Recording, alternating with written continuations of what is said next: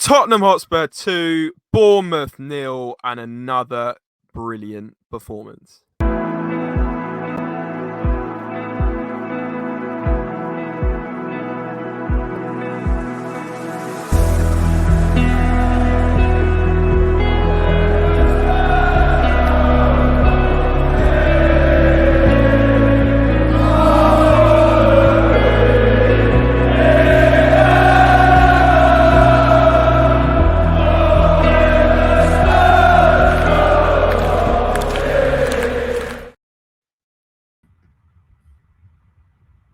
Yes, hello to this YouTube channel and podcast. I hope everyone is doing very well this Saturday.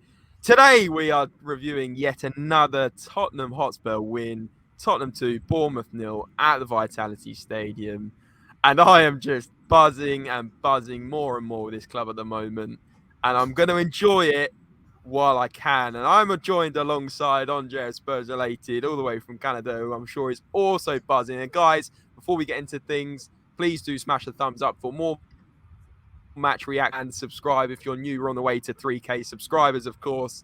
And guys, let us know your man of the matches. We're going to get into all the stats, all the details, and all the player reviews. But Andre, let's not waste time. Let's go straight into things and talk about how we performed and the stats today. As you can see by these stats, a dominant performance. I mean, 57% possession, 17 goal attempts. Just dominated the ball, pressed from the front, was absolutely solid at the back as well. Just give me your first thoughts, Andre. What did you think? Well, I mean, you know what? We're so snappy now. Our style is so fast-paced. It's such a breath of fresh air to see. Just all the passing. If we do lose the ball, we get it right away. Sometimes I think we're about to lose the ball and we somehow just find the pass. The players are in the proper positions. Everyone is finding each other. It's actually brilliant, and these stats reflect that. Absolutely. And I mean,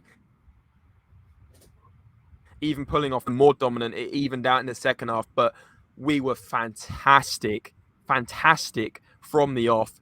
We pressed Bournemouth so hard. Every time they got the ball in defence, Richarlison, Kulusevski, Son were always pressing. Maddison was everywhere. I mean, obviously, the obvious thing I've just said there is I'm complimenting Richarlison. We'll get into things because, again, he's had a terrible performance. Not to ruin a great moment and a great win, but I am getting concerned with how he is. And not just how he's performing. You know, players go through bad patches. But his attitude really annoyed me. And I'll get into things in just a minute. But just staying on a positive note for now, I know we kept a clean sheet today, but we have to talk about Udogie because he was phenomenal. He was everywhere down that left-hand side. And the way he went forward, assisted the goal for Kulusevski, it was sublime, wasn't it? Yeah, I mean, it's really nice to see again areas where we might have been weak the previous season are now corrected. Udogie's been given a chance and he's taking it, which is awesome to see. That's all a player has to do is we'll give you a chance and you have to prove why we should have been playing you from the start. And he is proving that, and he's been playing so well. He knows how to get back when we need to go on defense. He plays forward when he needs to on the overlap. And that assist just shows it because he just, for me, it feels like he calculated that 100%. When he was driving forward, he knew when to pass with the open space. Very close call between the line, obviously, but he found Kulusevski. I'm not going to think that he just struck it in just because he knew where he was. And Kulusevski's movement to get into that position at the front post was fantastic also, it has to be said. And I think Kulusevski actually had a much better game today, not just because he scored, but actually when he was on the ball, he looked like more of a threat. Still wasn't fantastic. We'll get into who we thought the best player was in just a minute, and I'm sure we agree on this. But just one more thing about Udogie. Defensively looks solid and composed as well. There was a couple of times he was getting pressed in our own half by the Bournemouth wingers. That's why I think kept fouling him. And Udogie was winning sensible free kicks and going down at the right time and guarding that ball fantastically well. And he just looks so composed for a 20-year-old left back, Andre. He's 20 years old, and he looks like he's playing way beyond his years. And I'm just so happy with how he started. He's not the only player I wanted to talk about. I did also want to talk about, actually, we're going to flip it now. We're going to flip it and talk about this from Richarlison. As we said, I mean, FootMob, usually pretty spot on with their ratings. They gave everyone above a 7.5 in that Tottenham team, and Richarlison got a 6.2, and I think that's being kind. He really was off it today, and the moment that annoyed me so much was this yellow card, where he went down, no, he fell over the ball, he went down, rolling around, he then didn't get up and try and win the ball back, he stayed lying on the floor,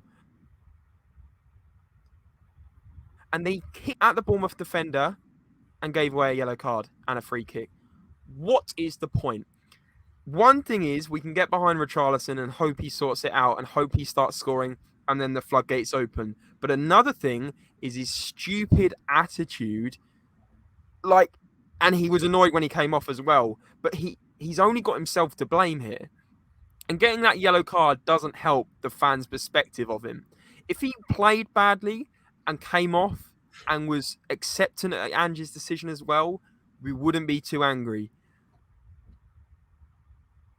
But it's hard having to walk a tightrope and giving Ange no other decision but to bring him off for his awful, appalling attitude. I'm sorry, but I have to put a damper on this review just because of that.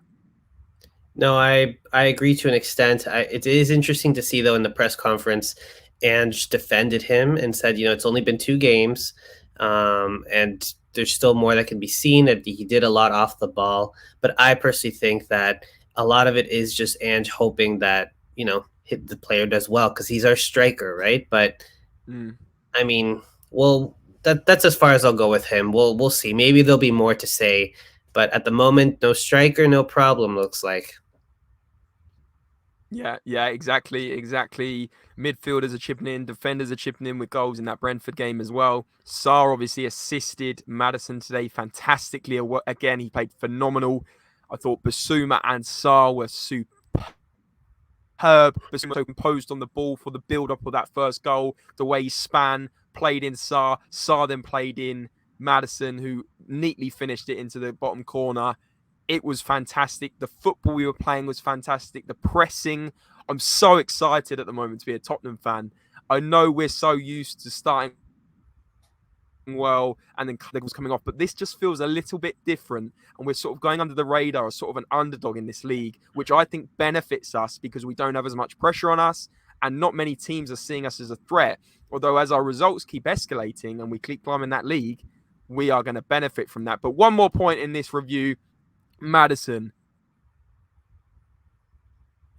Wow. Yet again, my man of the match. Andre, I think he's your man of the match as well. I would be giving him sort of an 8.5, 9 out of 10 again today. Gets his first goal in the Premier League. What more can I say about this guy? He's just everywhere. And the way he gets the ball, he glides, he pivots, he keeps the ball close to his feet. His dribbling is fantastic. He looks a threat. I can't say any more words about this guy, good words about this guy. No, I agree. He is my man of the match as well. Heart of the team at the moment. And, I mean, I can just imagine if Richarlison gets in form or we get another striker in, we're going to be crazy with Maddison in the team. Absolutely crazy. I cannot wait to see us progress. I cannot wait to see our next game. But guys, if you did like that little 10-minute match review, smash the thumbs up. Put in your comments who your man of the match was. And guys, as always, remember, come on you Spurs! Come on.